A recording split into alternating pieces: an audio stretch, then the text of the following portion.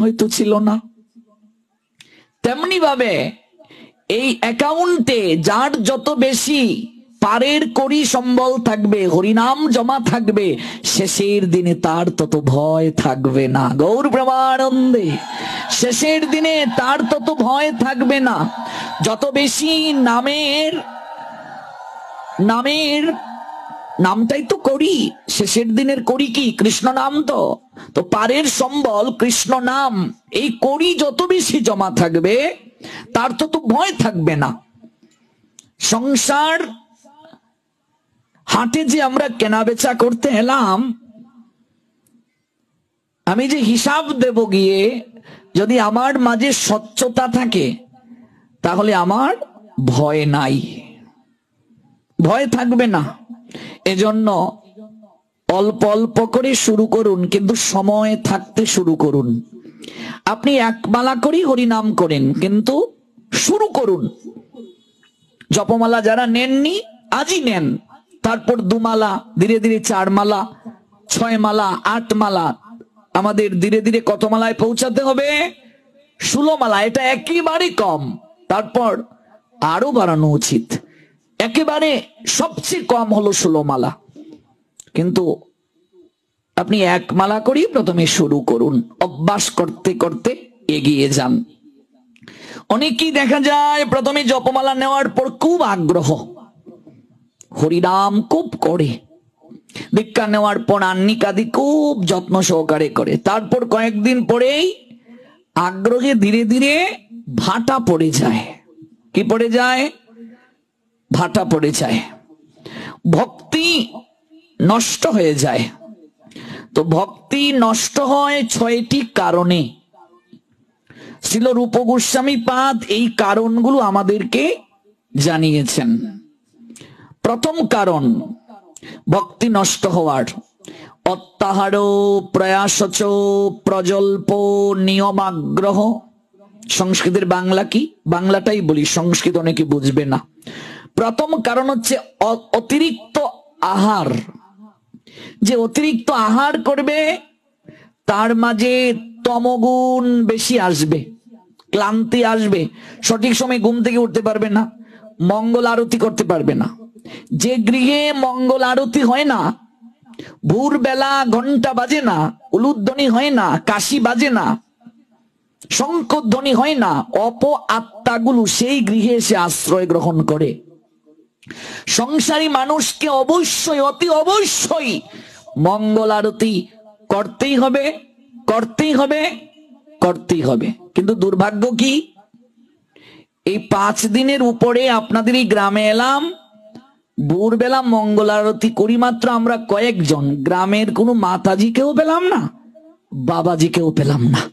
তার মানে কুশাদিয়ার সবাই বৈকুণ্ঠের টিকিট আগেই করে রেখে দিয়েছে। এটা আমাদের জন্য দুর্ভাগ্য। অন্যান্য জায়গায় আমরা যখন মঙ্গল আরতি করি তখন গ্রামের 40 জন 50 জন ভক্তরা গিয়ে দাঁড়িয়ে দাঁড়িয়ে আরতিতে অংশগ্রহণ করে। তার মানে সবচেয়ে বেশি কুম্ভকর্ণের প্রভাব আমরা এখানে উপলব্ধি করতে পারছি। মঙ্গল আরতি যে গৃহে হয় না, সেই গৃহের অমঙ্গল কোনোদিন নাশ হয় না। সাধু যখন কোনো গ্রামে যায়, কারো গৃহে যায়, তখন তার নিকটে গিয়ে বসতে হয়, তার কাছ থেকে গিয়ে জানতে হয়, তার কাছ থেকে গিয়ে উপদেশ গ্রহণ করতে হয়। আমি যদি সাধুর নৈকট্যে না যাই, না বসি, গিয়ে কি করি আমি জানবো ভগবান কি বলছেন গীতায়? তদ্বিদ্ধি প্রণিপাতেন পরিপ্রশ্নেন সেবয়া উপদেক্ষন্তি তে জ্ঞানম জ্ঞানীন তত্ত্বদর্শিনঃ। তত্ত্বদ্রষ্টার নৈকট্যে যাও, তাকে প্রণাম করো। মহাপাপী যে, অপরাধী যে, তারই সবচেয়ে বেশি অধিকার সাধুর নিকটে গিয়ে বসার। যে বাবা আমি তো নেশা করি, আমি কি সাধুর কাছে গিয়ে বসতে পারবো? ভাগবতে বসতে পারবো? আমি তো বাবা মাছ মাংস খাই, আমি কি সাধুর সঙ্গে গিয়ে বসতে পারবো? অবশ্যই, কেন পারবেন না? আপনার আরো বেশি অধিকার, পাপীর সবচেয়ে বেশি অধিকার সাধুর নিকটে যাওয়ার, পাপীর সবচেয়ে বেশি অধিকার ভাগবতে যাওয়ার। আপনি নেশা করেন, তাতে কি? ভাগবত শুনতে থাকুন, দেখবেন ওই ভাগবতই একদিন না একদিন আপনাকে নেশা থেকে বের করে আনবে। আপনি অখাদ্য গ্রহণ করেন, তাতে কি? শুনতে থাকুন ভাগবত, শুনতে শুনতে দেখবেন একদিন আপনি ইচ্ছে করলেও আর অখাদ্য গ্রহণ করতে পারবেন না। কিন্তু শুনতে হবে, সাধুর নিকটে গিয়ে বসতে হবে। তদ্বিদ্ধি প্রণিপাতেন, প্রণিপাত দাও, প্রণাম দাও, প্রণাম দিয়ে বসো, প্রণাম দিয়ে উঠে যাও। যাওয়ার সময় প্রণাম দিয়ে যাবে, প্রণাম দিয়ে বসবে। যতদিন শরীরে শক্তি আছে প্রণামটা নিষ্ঠা সহকারে দেবে এবং মাথা নত করবে গুরু বৈষ্ণব ভগবানের চরণে। যতদিন যাবে শরীরের শক্তি কমে যাবে, দেখবে আর নিচে বসতে পারবে না, প্রণাম দেওয়ার জন্য মাথা নত করতে পারবে না। ঠিকই ঠিক না? কাজে যতদিন শরীরে শক্তি আছে, যৌবন শক্তি আছে, ততদিন এই যৌবনটাকে কাজে লাগাতে হবে। পরিপ্রশ্নেনু সেবয়া, প্রশ্ন করো। প্রশ্ন না করলে জানবো কি করে? কিন্তু প্রশ্নটা বিনম্র চিত্তে, শ্রদ্ধার সঙ্গে, ঠেকানোর জন্য নয়। এক জায়গায় পাঠে গেছি, একজন প্রশ্ন করেছে আমায়, ভগবান রামচন্দ্রের দাদুর বাবার বাবার বাবার নাম কি? আচ্ছা, এটা জানার জন্য না ঠেকানোর জন্য? আচ্ছা, একজন বৈষ্ণব বলুন, গুরুদেব বলুন, সাধু বলুন, তিনিও কি সব জানেন? এক জন্মে সব জানার সুযোগ আছে? এবার যেহেতু আমি রামায়ণ ভালো করে পড়েছি, আমি তো এটা জানি। এবার আমি তাকে বললাম, আপনার দাদুর বাবার বাবার বাবার নাম কি বলুন তো? এবার লোকটা তো থেকে গেছে, বলতে পারছে না। নিজের দাদুর বাবার বাবার বাবার নাম জানতে পারো না, জানো না, আর এসেছো রামচন্দ্রের দাদুর বাবার বাবার বাবার নাম জানার জন্য, তাই না? তার মানে এমন প্রশ্ন নয়, রামচন্দ্রের দাদুর বাবার বাবার বাবার বাবার নাম জেনে আমার হবেটা কি? ভগবান রামচন্দ্র কি আমাকে জ্ঞান উপদেশ দিয়েছেন, এটা শুনলে আমার কল্যাণ হবে। এই জন্য প্রশ্নটা হবে ঠেকানোর জন্য নয়। প্রশ্নের মাঝে দেখবে অনেকের অহংকার মেশানো থাকে। প্রশ্ন করারও পদ্ধতি আছে। প্রশ্ন করতে হবে অত্যন্ত বিনীত ভাবে। ভগবান বলছেন প্রশ্ন করার আগে প্রণাম দেবে, প্রণিপাতেন, এরপরে পরিপ্রশ্নেন সেবয়া। সাধুকে প্রশ্ন করলে যে তিনি উত্তর দেবেন তা নয়, অকৃত্রিম সেবার দ্বারা তাকে সন্তুষ্ট করো, তাহলে সেই তত্ত্বদ্রষ্টা তোমাকে জ্ঞান উপদেশ দান করবেন। প্রশ্ন না করলে তো জানতে পারবো না। আমি ছোটবেলা থেকে অনেক কৌতূহল প্রিয়, মাকে একের পর এক প্রশ্ন করতে করতে জ্বালিয়ে মারতাম। তা আমাদের অঞ্চলে রূপসী গাছের তলে গিয়ে ডিম ভাঙ্গা হতো। রূপসী গাছ চিনেন? বিবাহের আগে কিংবা কারো বাচ্চা হলে তো রূপসী গাছের তলে গিয়ে শঙ্খ দেয়া হয়, তারপর হচ্ছে তাগা বাঁধা হয় আর গান গায়, আউলাকে সীমা রূপসী, গালে হাত দিয়ে দিয়ে পূজার সামনে দাঁড়াইছে, ডিম বাঙ্গা দেখিয়া মায়ে খলখলাইয়া হাসতাছে। আমি বলবো, ও মা দেখি দেখো, ডিম বাঙ্গা দেখে মায়ে খলখলাইয়া হাসতাছে। আমি তো দেখি না, কই হাসে? ডিম বাঙ্গন দেখে আবার আসতো কিতা? তারপর কি ফান সুপারি দেখিয়া মায়ে কলকলাইয়া হাসতেছে। আমি বলবো, মা রূপসী কে গো? হাই, তুই খালি একের পর এক প্রশ্ন করস, রূপসী আবার কে? এটা আমরাও বলতাই দিছি, শাশুড়ি দিছে, তারপরে গ্রামের হগলি কেন দেয়। বলছি রূপসীটা কে? রূপসী কে এটা চিনে না। আর ফান সুপারি দেখে মায়ে কলকলাইয়া আসতেছে, ডিম বাঙ্গন দেখে মায়ে কলকলাইয়া আসতেছে। অথচ রূপসী হলেন মা দুর্গা। তো দুর্গার এখানে গিয়ে কেউ ডিম ভাঙ্গে?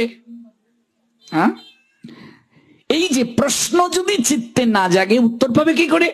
প্রশ্ন জাগতে হবে এবং গুরুদেবের নিকটে প্রশ্ন করতে হবে, সাধুর নিকটে প্রশ্ন করতে হবে। আমরা প্রশ্ন করি না, গুরু গোসাই এলে প্রশ্ন করি না। আবার অনেক গুরু গোসাই তোর এখনো জানার সময় হয় নাই এরকম চিৎকার করে ধমক দিয়ে দূরে সরিয়ে দেয়। না না না না, গুরু গোসাইয়ের দায়িত্ব হচ্ছে ভালোবেসে কাছে টানা। একজন গুরুদেব বন্ধুর ন্যায় হবেন। গুরু মাতা, গুরু পিতা, গুরু হনপতি আছে কি নেই? গুরুদেব পিতা, গুরুদেব মাতার নিয়ায়, মাতা মানে কি? মাতার নিয়ায় তিনি বাৎসল্য ভাব রাখবেন, পিতার নিয়ায় তিনি স্নেহ দেবেন, শাসন করবেন। আবার সেই গুরুদেব ভ্রাতার ন্যায় হবেন, বন্ধুর ন্যায় হবেন। তার কাছে যদি বন্ধুর ন্যায় আমি মিশতে না পারি, আমার সমস্যা খুলে বলবো কি করে? অনেক সময় সন্তান পিতামাতার কাছে যা বলতে পারে না, বন্ধুর কাছে বলতে পারে কি না? পারে। যা পিতামাতার নিকটেও বলতে পারে না, বন্ধুর কাছে বলতে পারে। এই জন্য গুরুদেবকে তেমন হতে হবে, গোসাইকে তেমন হতে হবে। তিনি যদি দূরে সরিয়ে রাখেন, তাহলে আমার পরিবর্তন হবে কি করে? দেখুন, জগাই মাদাইকে আমরা দেখেছি, নিত্যানন্দের মাথা ফাটিয়ে যখন জগাই মাদাই দিল, জগাই মাদাইয়ের মুখ থেকে তখন মদের গন্ধ বের হচ্ছে। নিত্যানন্দ প্রভু কি বলেছিলেন জগাই মাদাইকে? মুখটা আগে ধুয়ে আসো, তারপর তোমায় আলিঙ্গন দেব, বলেছিলেন কি? বলেননি। আলিঙ্গন দিলেন। এমনকি আরো বলেছিলেন, মেরেছিস কলসির কানা, তাই বলে কি প্রেম দেব না? মেরেছিস মেরেছিস, তাতে ক্ষতি নাই, সুমধুর মুখে একবার হরিবল ভাই। আরো মার, কিন্তু একবার বদনে হরিবল। তাহলে যে ব্যক্তিটা মদও খায়, তাকেও দূরে সরিয়ে রাখা যাবে না, তাকেও কাছে টানতে হবে, ভালোবাসতে হবে এবং ধীরে ধীরে বুঝাতে হবে, দেখো এটা উচিত নয়, তোমার শরীরের জন্য ভালো নয়, ধর্মীয় দিক থেকেও এটা অত্যন্ত পাপ বলে গণ্য। এখন কোন লোক যদি মাছ খায়, তাকেও নিন্দা করা যাবে না। এগুলো আমি আমার পোলাপানদেরকে বলছি, ভালোবাসতে হবে এবং তাদেরকে ধীরে ধীরে বুঝাতে হবে যে সাত্ত্বিক আহারটা শরীরের জন্য অনেক ভালো এবং ভগবান সাত্ত্বিক আহার গ্রহণের করার কথাই আমাদেরকে বলেছেন। মোট কথা, কাউকেই নিন্দা করা যাবে না, কাউকে সমালোচনা করা যাবে না, সবাইকে ভালোবাসতে হবে।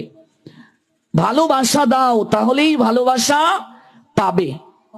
কাউকে কখনো তার দুর্বলতম বৈশিষ্ট্য নিয়ে কটু কথা বলা যাবে না। আমি যদি কাউকে কষ্ট দেই, পক্ষান্তরে আমি ভগবানকেই কষ্ট দিচ্ছি।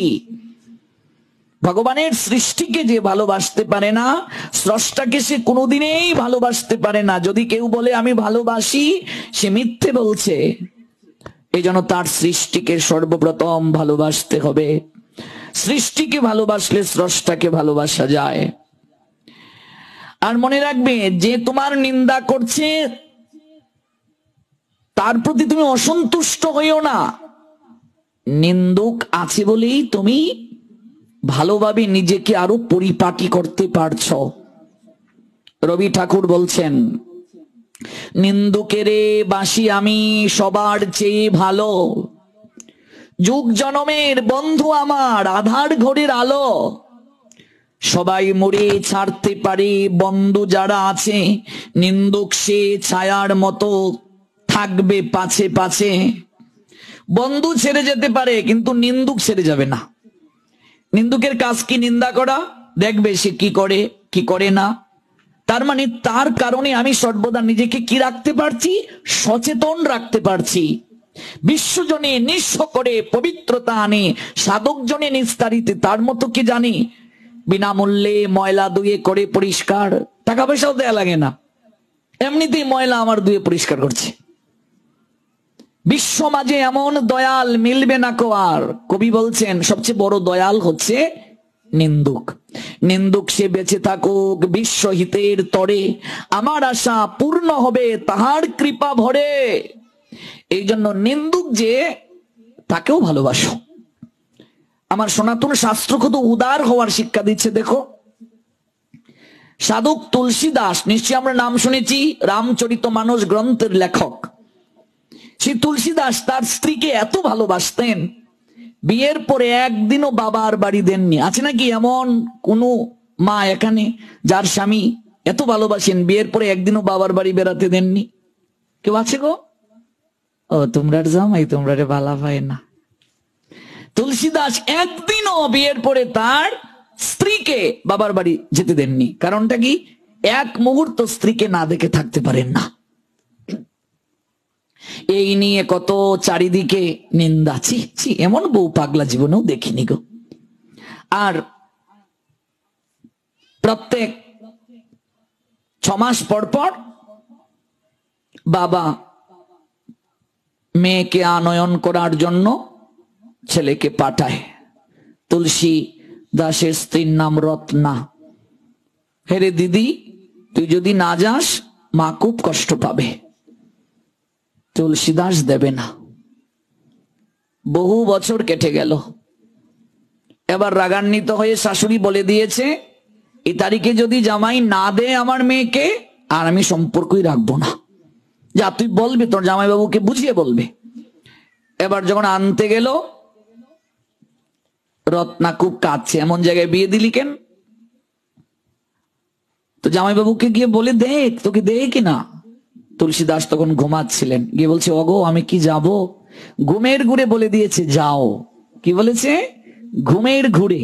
ঘুমিয়ে আছে তো, এসে বলছে শাশুড়ি কি, মা আপনার ছেলে যেতে বলছে। বলছে এক্ষুনি ব্যাগ গুছিয়ে তাড়াতাড়ি যা, যদি উঠে যায় আর তোকে দেবে না। শাশুড়িটাও ভালো, এক্ষুনি ব্যাগ গুছিয়ে যা। এবার ভাইয়ের সঙ্গে ব্যাগ গুছিয়ে এক কাপড়েই দৌড়। এবার কয়েক ঘন্টা পর তুলসীদাস যখন ঘুম থেকে জাগলেন, মা রত্না কোথায়? মা তুই না বললি তাকে তো শ্বশুর বাড়িতে যেতে। আমি বলেছি? আমি কখন বললাম? এই যে ধুতি পড়া ছিল, গলবস্ত্রটাও গায়ে নেই, শ্বশুর বাড়ির দিকে যাত্রা শুরু করে দিয়েছে। বুঝলে, গায়ে গলবস্ত্র এটাও পরে নাই, শ্বশুর বাড়ির দিকে যাত্রা শুরু করে দিয়েছে, শুধু ধুতি পড়া। মাঝ রাত্রে গিয়ে তুলসীদাস পৌঁছলেন সেখানে। দেখুন কি ছিলেন আর পরবর্তীতে কি হলেন। ভগবান দর্শন করেছিলেন তিনি পরে। রামচরিতমানস গ্রন্থটার নাম মনে রাখবেন এবং সংগ্রহ করে পড়বেন। যে তুলসীদাসের রামায়ণ হিন্দিতে লেখা, সবচেয়ে বেশি ভারতে জনপ্রিয় এই রামায়ণ। তিনি স্বয়ং ভগবান দর্শন করে এই গ্রন্থ লিখেছিলেন। আর আগে কি ছিলেন দেখুন। মাঝ রাত্রে যখন গিয়ে পৌঁছলেন, বোনেরা টিকা টিপ্পণী করছে, হেরে দিদি তোর বর তো মহাদেবকেও হার মানালো রে। সতীকে এত ভালোবাসতেন মহাদেব, তার নিতর দেহ মাথায় নিয়ে নৃত্য করেছিলেন, ব্রহ্মাণ্ড ধ্বংস হয়ে যাবে, এই জন্য নারায়ণ সুদর্শন চক্র দিয়ে 51 জায়গায় দেহটাকে পতিত করেছিলেন। তোর বর তো মহাদেবকেও হার মানিয়ে ফেললো রে। আদুল গায়ে খালি গায়ে চলে এলো শ্বশুর বাড়ি। কি নিন্দা! সবাই তুলসী দাস কি করছে, শাশুড়ি শ্বশুর সবাই অবাক, এই কি? আর আশেপাশের লোক বলছে এমন বউ পাগলা তো কাউকে দেখিনি গো। হ্যাঁ, এবার রত্না খুব অপমানিত হয়েছেন, লজ্জা পেয়েছেন, কষ্ট পেয়েছেন। এসে সর্বপ্রথম কথাটাই বললেন, জীবনে অনেক কুকুর দেখেছি, তোমার মতো কুকুর দেখিনি। প্রথম কথাটাই, জীবনে অনেক কুকুর দেখেছি, তোমার মতো কুকুর দেখিনি। পাগলা কুকুরের মতো ঘেউ ঘেউ করে চলে এসেছো আমার পিছন পিছন। কি বলছো রত্না? আমি আরো ভেবেছি তুমি আমায় বলবে আমায় কত ভালোবাসো গো, না দেখে থাকতে পারোনি বলেই মধ্যরাত্রে চলে এসেছো। আর তুমি আমাকে কুকুরের সঙ্গে তুলনা করলে, তোমায় আমি এত ভালোবাসি, তুমি আমাকে কুকুরের সঙ্গে তুলনা করলে। রত্নাকে দেখে দিয়ে বলছেন, বুঝো না তোমার জন্য আমি কতটা লজ্জা পেয়েছি। শ্বশুর বাড়ি আসবে সম্মানের সঙ্গে, আদুল গায়ে চলে এসেছ, পিছনে পিছনে তাড়া করে। এই রক্তে মাংসে গড়া দেহটার প্রতি তোমার এত আকর্ষণ, আমাকে তুমি এত ভালোবাসো, এত মোহ, আমাকে না দেখে তুমি থাকতে পারো না। এর কিঞ্চিত ভালোবাসা যদি রঘুপতি রামচন্দ্রকে তুমি দিতে পারতে, এর কিঞ্চিত ভালোবাসা যদি তুমি ভগবানকে দিতে পারতে, এর কিঞ্চিত দুর্বলতা যদি ভগবানের প্রতি তোমার থাকতো, আমার মন বলছে ওগো তোমার ভগবান এতদিনে দর্শন হয়ে যেত, তুমি এতদিন ভগবানকে লাভ করে ফেলতে, আমার এই যৌবন তো চিরকাল থাকবে না, তুমি যে আমায় এত ভালোবাসো। তুলসীদাসের হৃদয়টা কত বিক্ষত হলো স্ত্রীর কথায়, কাটার মতো গিয়ে বিদ্ধ হলো কথাগুলো। রাতের আধারে রত্নাকে বলছেন, তোমাকে ভালোবেসে আমি কুকুর উপাধি পেলাম, শ্বশুর বাড়িতে আমি কুকুর উপাধি পেলাম।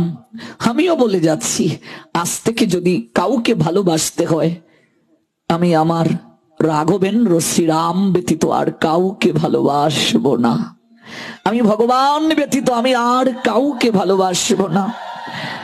রঘুপতি শ্রীরামচন্দ্র ব্যতীত আমি আর কাউকে ভালোবাসবো না।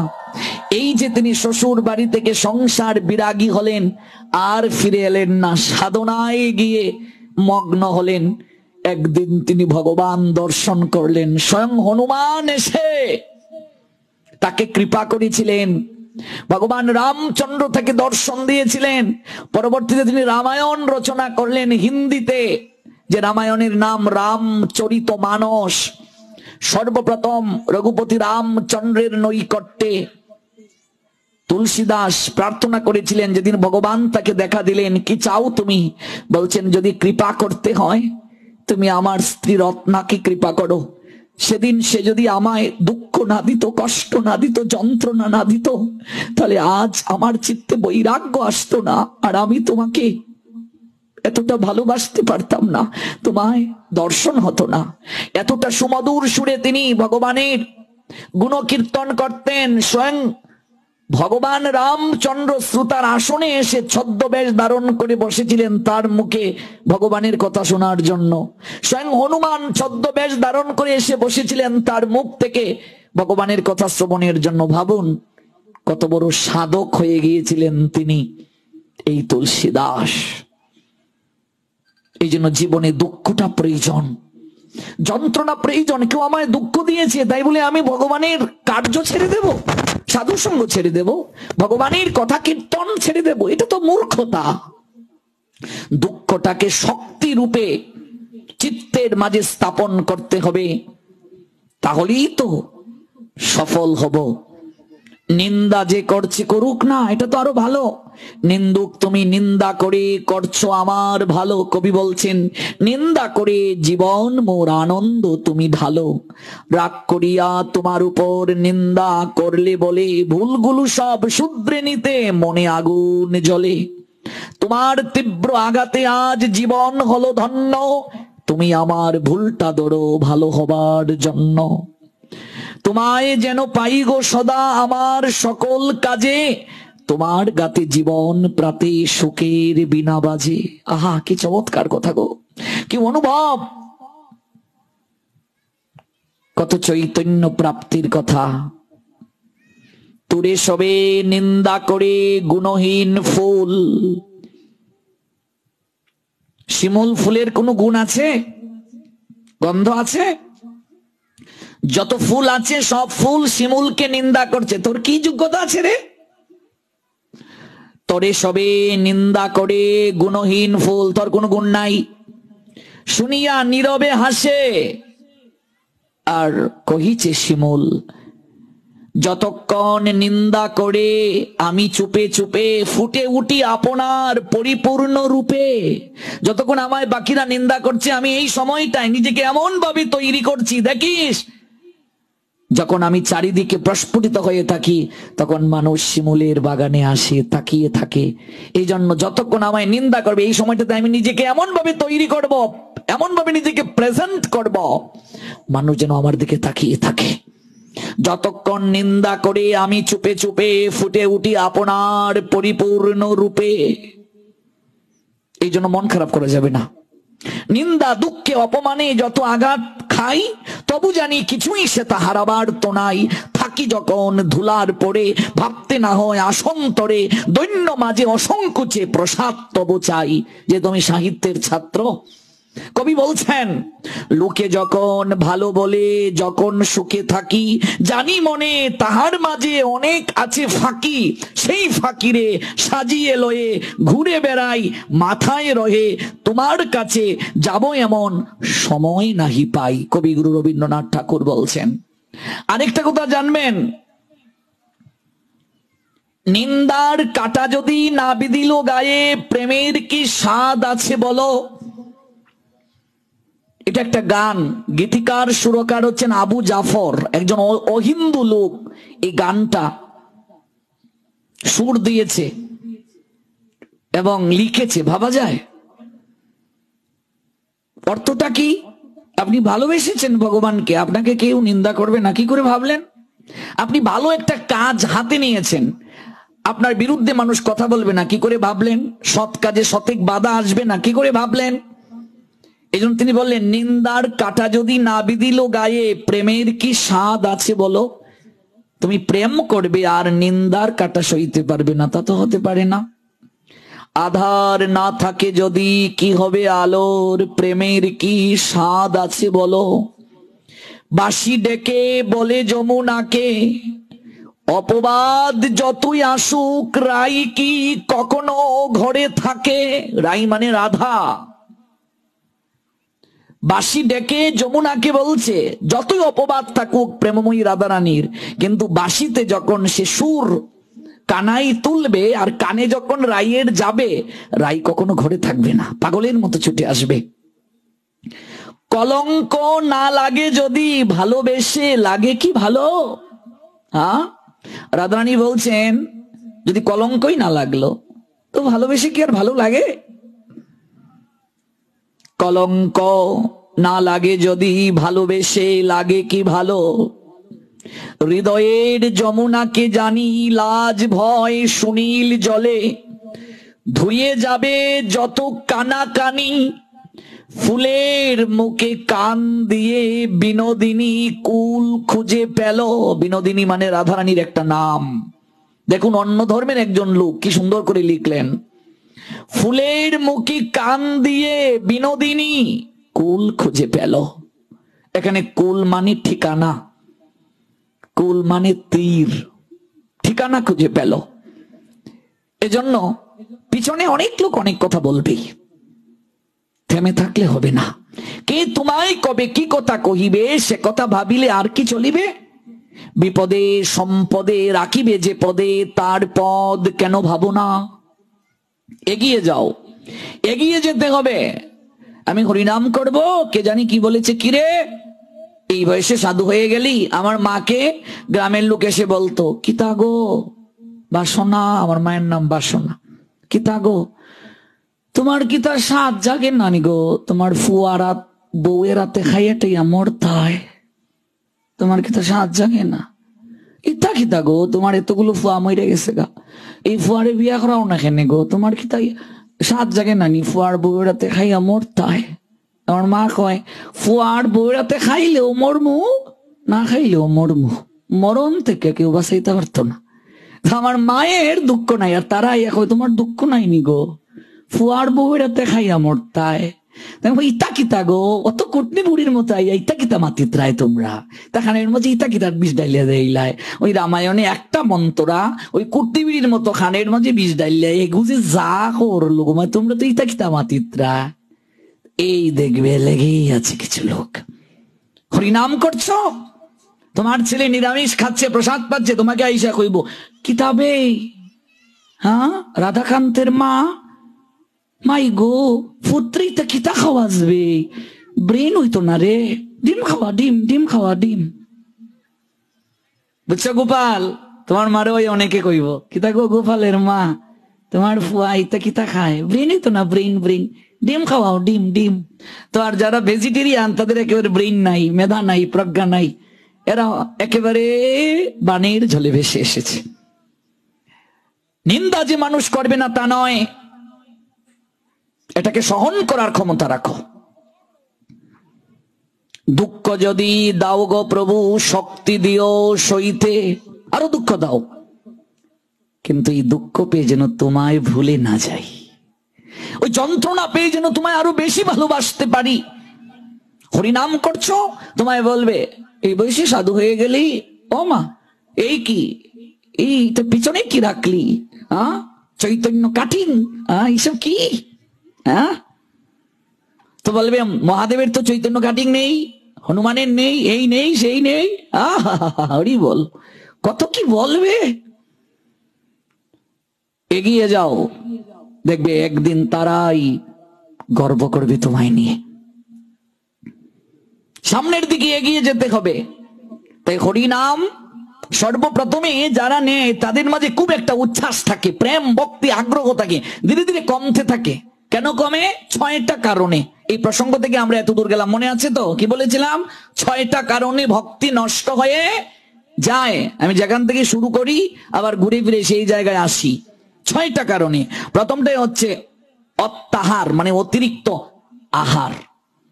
প্রয়োজনের বেশি আহার করা উচিত নয়, তমগুণ গ্রাস করবে। এবং আমরা যে প্রসাদ পাচ্ছি, প্রসাদটা যেন সত্য গুণে গুণান্বিত থাকে। আজকাল দেখবে বৈদিক মাছের ঝুল, তারপর বৈদিক কাচ্চি বিরিয়ানি,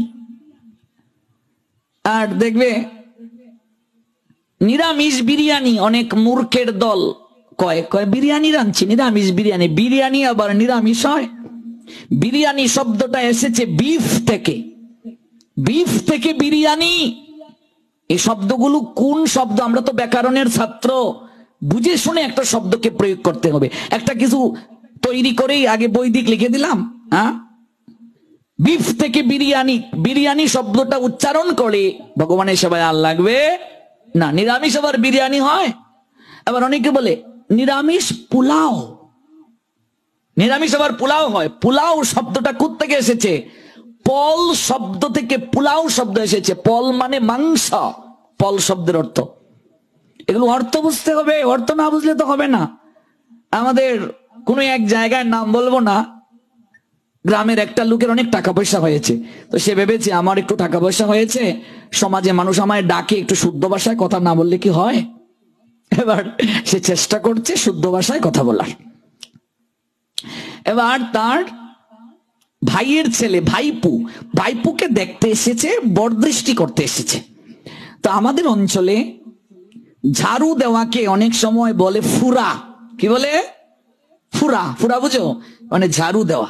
ঝাড়ু দেওয়াকে কি কয়? ফুরা। ফুরা। তো লোকটা মনে মনে ভাবছে ফুরা বলতাম, এটা আমার একটা এখন প্রেস্টিজ তো আছে, আমি টাকা পয়সার অনেক মালিক, একটু শুদ্ধ ভাষায় কথা না বললে কি আর হয়? তো ডাকছে, হেরে মা শিউলি। এখানে শিউলি থাকলে ক্ষমা করবেন। হেরে মা শিউলি, আগে বাবা একটু সুরা উরা দাও তো। ভাবছে ফুরাটা তো আর বলা যায় না, তো ফুরার পরিবর্তে সুরা বলাটাই মনে হয় ভালো হবে। এখন যারা এসেছে কনের বাড়ি থেকে, ওরা ভাবছে সুরা মানে তো মদ, মদ দেওয়ার কথা বলছে। আরে মা শিউলি একটু সুরা দাও তো, সুরা। লোকগুলো বলছে কি ব্যাপার, সুরা? সুরা দেবে? জীবনেও তো এমন অঞ্চল দেখিনি মদ দিয়ে আপ্যায়ন করে। এবার মা শিউলি হাতে একটা ঝাড়ু, একটা ঝাড়ু হাতে নিয়ে আসছে, বলছে ও বাবা এটা আবার কোন সুরা হবে, ভগবান জানি কোথায় এসে পড়লাম। তো বলছে রে মা শিউলি একটু সুরাউরা দাও তো। এবার হাতে ঝাড়ু নিয়ে এসে সুরা দিচ্ছে, মানে আঞ্চলিক ভাষা ফুরা। ফুরা মানে ঝাড়ু দেওয়া। আর লোকটা ভেবেছে আমি একটু শুদ্ধ ভাষায় কথা না বললে কি হয়, আমার এখন একটু টাকা পয়সা হয়েছে, লোকে আমায় ডাকে, তাই ভাবছে ফুরা না বলে সুরা, এটা মনে হয় বলাটা ভালো হবে। তো শব্দের অর্থ যদি কেউ না জানে তাহলে তো বিপত্তি ঘটবে। আর ওরা যখন 2-3 বার বলছে, বলছে বাবু এই কি ভদ্র সমাজে আপনি বলছেন আমরা সুরা খাই না, আমরা সুরা খাই না। আরে মশাই আপনি সুরা খাবেন কি? বলছি যে আপনি বারবার বলছেন, আপনার মেয়েকে ডাকছেন শিউলি সুরা দাও তো। ভদ্র সমাজে সুরা খায় নাকি? আমরা সুরা খাই না। এবার দেখে হাতে নিয়ে ঝাড়ু আসতেছে, বলছে বাপরে বাপ কোন সুরা বা দেয়া হয়। ঝাড়ু নিয়ে আসছে, ভাবছে ঝাড়ু দিয়ে পেটাবে। এখন দেখছে মা শিউলি এসে প্রাঙ্গনটাকে ঝাড়ু দিচ্ছে। ওরা বলছে ও তাহলে ঝাড়ু দেওয়া কি সুরা? তো ফুরা ও ভাবছে সুরা। তো এই যে শব্দের অর্থ যদি কেউ না জানে, আমরা যারা একটু ব্যাকরণ নিয়ে পড়াশোনা করেছি, আমরা এগুলোকে গভীর ভাবে দৃষ্টি দেই। তো অনেকে বলে সবজি পোলাও, ভক্তরাও বলে, কিছু কিছু মূর্খের দল বলে পোলাও শব্দটা আসছে কোত্থেকে? পোলাও আবার ভেজিটেরিয়ান হয় নাকি? বিরিয়ানি আবার ভেজিটেরিয়ান হয়? ভেজ কি করে হয়? পল মানে মাংস, পল মিশ্রিত অন্ন, পর্বে ব্যাকরণে আছে পলান্ন, পল মিশ্রিত অন্ন, পলান্ন। সমাস পড়বে, সমাসে আছে এগুলো। পল মিশ্রিত অন্ন, পল শব্দের অর্থ হচ্ছে মাংস। যখন আপনি পোলাও শব্দটা উচ্চারণ করবেন তখন এটি আর ভগবানের সেবায় লাগবে না। এই জন্য নিরামিষ পোলাও, নিরামিষ বিরিয়ানি এই শব্দগুলো হবে না। বৈদিক কোনো কিছুর নামের আগেই বৈদিক। বৈদিক ডিম, ডিম আবার বৈদিক হয়? দেখবে কয়দিন পরে শুরু হবে বৈদিক মদ, বৈদিক পতিতালয়। কি আশ্চর্য! বৈদিক আবার হয় নাকি? কোনো কিছু লিখেই বৈদিক, তৈরি করি বৈদিক। বৈদিক মানে কি? বেদের আনুগত্যে যে কার্যক্রম, এটাকে বলে বৈদিক। বেদ কি এই স্বীকার দিয়েছে, স্বীকার করেছে? বৈদিক মাছ, বৈদিক ডিম, যে আজ আমার গুপু শোনার জন্য বৈদিক মাছ রান্না করছি। তোর কপাল রান্না করছিস, মুড়ি কণ্ঠ তোর কপাল দিয়ে কর। আজকাল সমাজে যা খুশি তাই মানুষ লিখছে, যা কিছু তাই করছে। কে বলবে বলুন, কে বুঝাবে, কে জানাবে? শব্দ, এই শব্দের অর্থ এগুলো না জানা, শাস্ত্র গ্রন্থ সম্পর্কে অবগত না হওয়া। এই জন্য পলান্ন, পল মিশ্রিত অন্ন, পলান্ন, পল থেকে এসেছে পোলাও। পোলাও কখনো নন ভেজ হয় না। ভেজ আর নন ভেজ, মাংস ছাড়া আবার পোলাও হবে কি করে?